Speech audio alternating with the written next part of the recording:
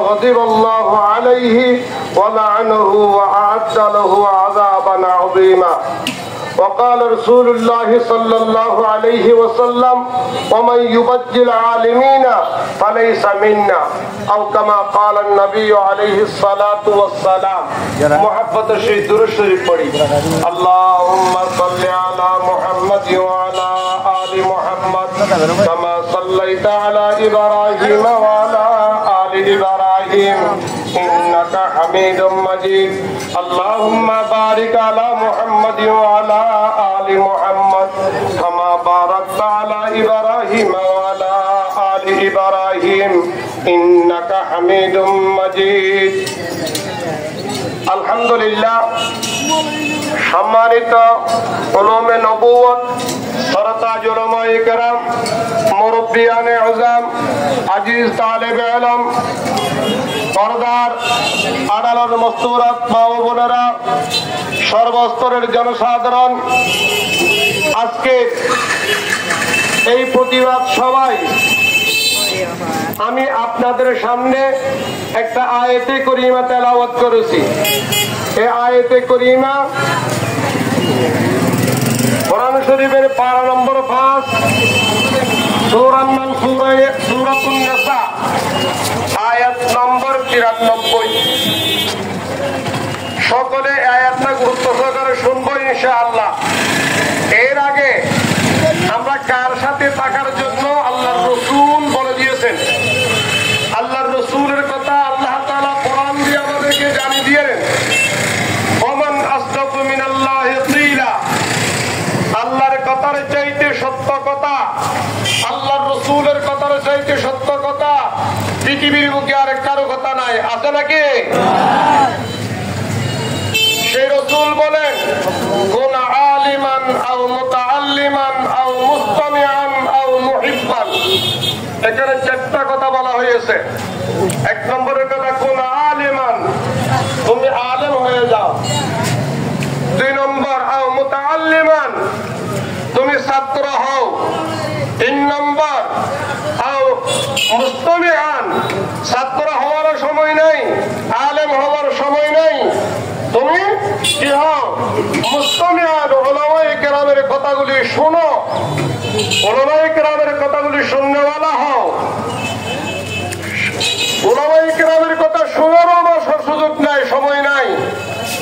আও মুহিব্বান, উলামায়ে কেরাম, উলুমে নবুয়ত, আহলে কোরআনকে তুমি মুহাব্বত করো, ভালোবাসো, অন্তর দিয়া ভালোবাসো। রাসূল বলে, ফালা তাকুনিল খামিসা, তুমি 5ম নম্বরে হইও না। 5ম নম্বরে হলে কি হয়? রাসূল বলেন, ফাতাহালিকা, তুমি দুনিয়াতেও ধ্বংস হয়ে যাবেন, আখিরাতেও ধ্বংস হয়ে যাবেন। এটা কি? আনতুবগিজুল ওয়াল খামিসাতু আনতুবগিজুল ইলমা। 5ম নম্বর হইল তুমি ইলমওয়ালার সাথে, কোরআনওয়ালার সাথে, আলেম ওলামার সাথে, ওয়ারাসাতুল আম্বিয়ার সাথে বিদ্বেষী করিবা, দুশমনী করিবা, সমালোচনা করিবা, তাদের বিরোধিতা করিবা, তোমরা দুনিয়াতেও হালাক হয়ে যাবে, দুনিয়াতেও ধ্বংস, আখিরাতেও ধ্বংস হয়ে যাবে। জোরে বলেন নাউযুবিল্লাহ।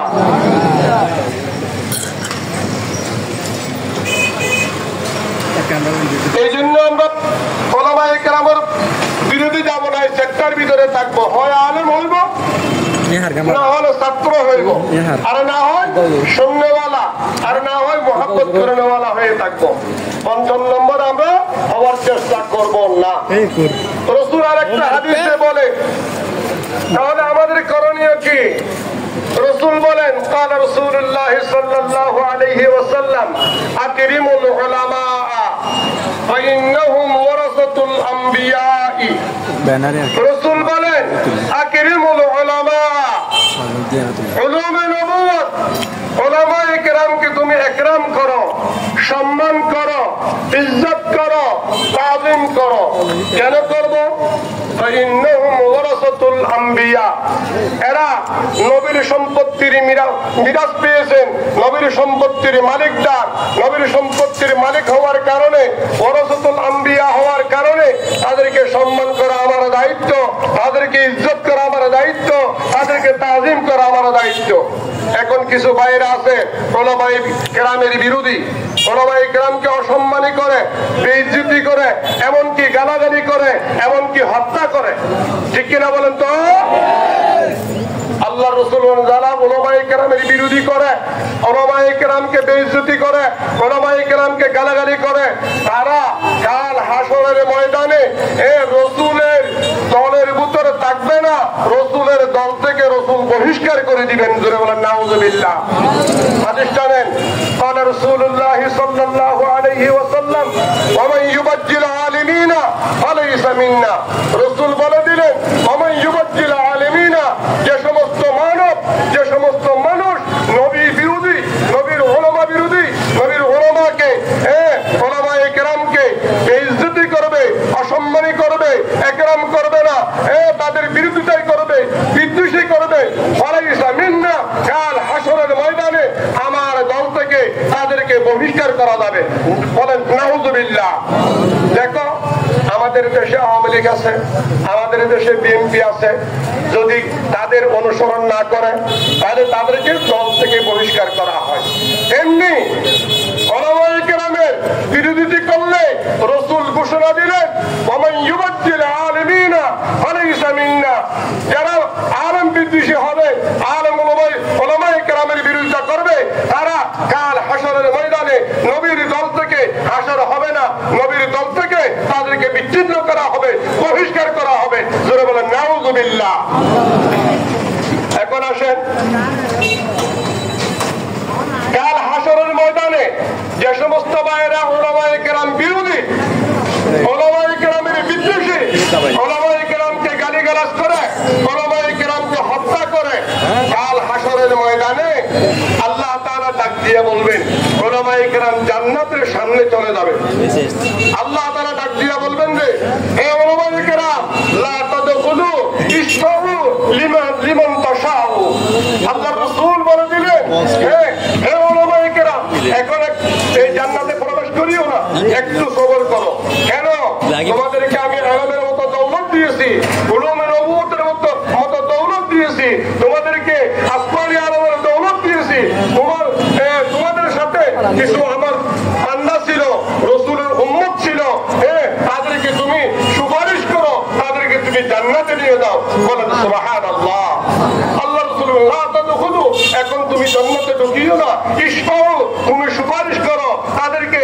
তোমাদের সাথে যারা থাকতো, ইজ্জত করতো, সম্মান করতো, তোমাদের বলে বলিয়ান হইয়া তোমাদের সাথে সময়টা কাটাইতো, তাদেরকে তুমি সুপারিশ করো, তুমি তাদেরকে জান্নাতে নিয়ে দাও। জোরে বলেন সুবহানাল্লাহ। এখন আসেন, আমি যে আয়াত তেলাওয়াত করেছি, ওমান ইয়াকতুল মুমিনান মুতাআম্মিদান ফাজাযাউহু জাহান্নামু খালিদান ফিহা ওয়া গাদিবাল্লাহু আলাইহি ওয়া লা'নাহু ওয়া আ'আদ্দা লাহু আযাবান আযীমা। এটা কোরআন শরীফের ৫ম পারা, ৫ নম্বর পারা, সূরার নাম সূরাতুন নিসা, আয়াত নম্বর ৯৩। এই আয়াতের মধ্যে বলেন, ওমান ইয়াকতুল মুমিনান, যে সমস্ত মানুষ ইমানদারকে কতল করবে, মুসলমানকে কতল করবে, মুসলমানকে মারি ফেলবে ইচ্ছাকৃত ভাবে, মুতাআম্মিদান, ইচ্ছাকৃত ভাবে মারি ফেলবে, ইচ্ছাকৃত ভাবে কতল করবে, দুনিয়া থেকে বিদায় করবে, শহীদ করে দিবে, তাদের শাস্তি কি? ৪ প্রকারের শাস্তি আল্লাহ তাআলা ঘোষণা দিয়েছেন কোরআনের মধ্যে। কয় প্রকারের শাস্তি? ৪ প্রকারের শাস্তি। শুনে নেন।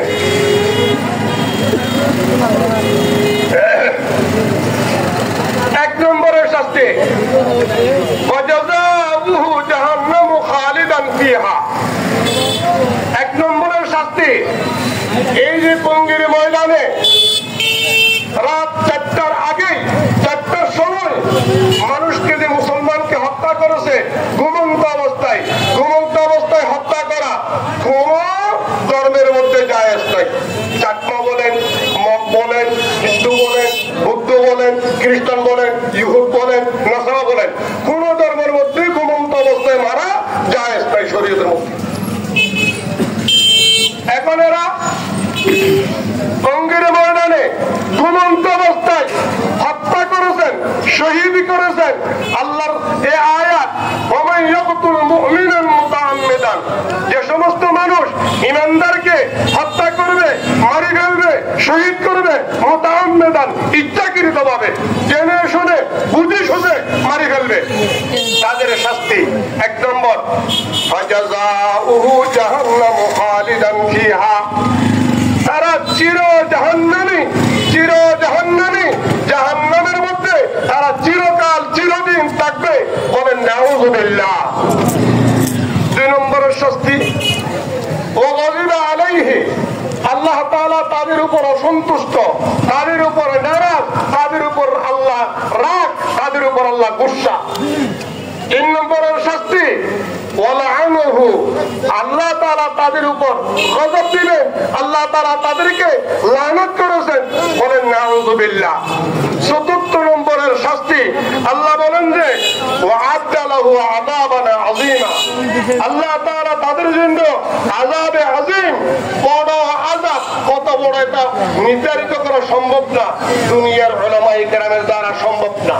আযাবান আযীমা, আযাবে আযীম তাদেরকে দেওয়া হবে। বলেন নাউযুবিল্লাহ। এখন আসে আল্লাহ তাআলা এই ধরনের মানুষকে 7টা আযাবের কথা ঘোষণা করে দিলেন। 1 নম্বর চির জাহান্নামী, 2 নম্বর আল্লাহ তাদের উপর অসন্তুষ্ট, তাদের উপরে নারাজ, তাদের উপরে গুসা, 3 নম্বর আল্লাহ তাদের উপরে গজব, আল্লাহর গজব, 4 নম্বর আল্লাহর আযাবে আযীম তাদেরকে দিবে। আমি বর্তমান সরকারকে বলবো, দীর্ঘায়িত করব না, বর্তমান সরকারকে বলবো, হ্যাঁ, বাংলাদেশের কাকরাইল, টঙ্গীর ময়দান তাদের জন্য নিষিদ্ধ ঘোষণা করা হোক।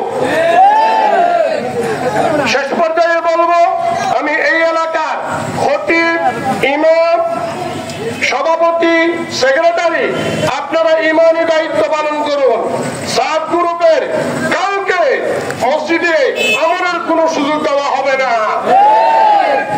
এই আয়াতের দ্বারা আমরা তাআলা যেখানে চির জাহান্নামীর ঘোষণা করেছেন, নারাজির ঘোষণা দিলেন, অসন্তুষ্টির ঘোষণা দিলেন, লায়নতের ঘোষণা দিলেন, হ্যাঁ, আযাবে আযীমের ঘোষণা দিলেন, তাদেরকে আমরা কেন মসজিদের মধ্যে সুযোগ দেব? করে দেব না। সবাই একথা বলতো ইনশাআল্লাহ। সবাইকে আমল করার তৌফিক দান করেন। ওয়া আখিরু দাওয়ানা আনিল হামদুলিল্লাহি রাব্বিল আলামিন।